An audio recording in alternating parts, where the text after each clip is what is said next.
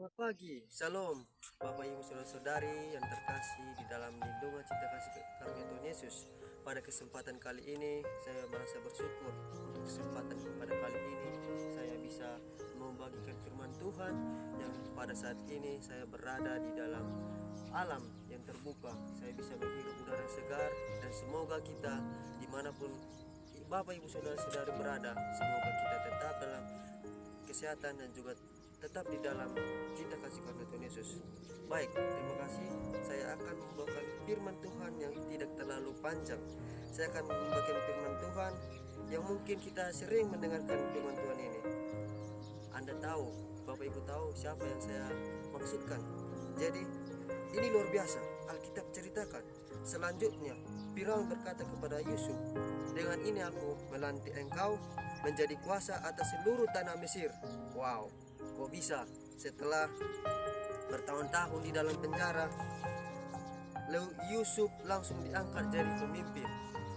Jadi pemimpin utama Mesir di bawah Firaun. Apalagi kan dia sebelumnya budak. Kok bisa? Memang ada pertolongan Tuhan yang besar, tetapi apakah ada faktor penting lainnya yang menentukan keberhasilan Yusuf? Mari kita lihat. Yang pertama, sebagai seorang budak, Alkitab katakan Kejadian 39 ayat 2, tetapi Tuhan menyertai Yusuf sehingga ia menjadi seorang yang selalu berhasil dalam pekerjaannya. Maka tinggallah ia di rumah tuannya, orang Mesir itu. Jelas di sini penyertaan Tuhan sangat penting. Tetapi perhatikan juga bahwa Yusuf selalu berhasil dalam pekerjaannya. Artinya Yusuf adalah seorang pekerja yang tekun. Yusuf tidak rendahkan statusnya sebagai budak. Yusuf selalu bekerja sehingga tuntas dan berhasil. Itulah yang membuat Yusuf dapat kepercayaan besar untuk memimpin di rumah Potifar. Lalu yang kedua apa? Yang kedua, sebagai seorang tahanan, Alkitab katakan dalam Kejadian 39 ayat 21 sampai 22, tetapi Tuhan menyertai Yusuf dan melimpahkan kasih setianya kepadanya dan membuat Yusuf kesayangan bagi kepala penjara itu. Sebab itu, kepala penjara mempercayakan semua tahanan dalam penjara itu kepada Yusuf, dan segala pekerjaan yang harus dilakukan di situ dialah yang mengurusnya. Perhatikan lagi, selain pentingnya penyertaan Tuhan sebagai seorang tahanan, Yusuf senantiasa bekerja aktif dan giat, dan itu membuat Yusuf mendapatkan kepercayaan besar untuk memimpin dalam penjara.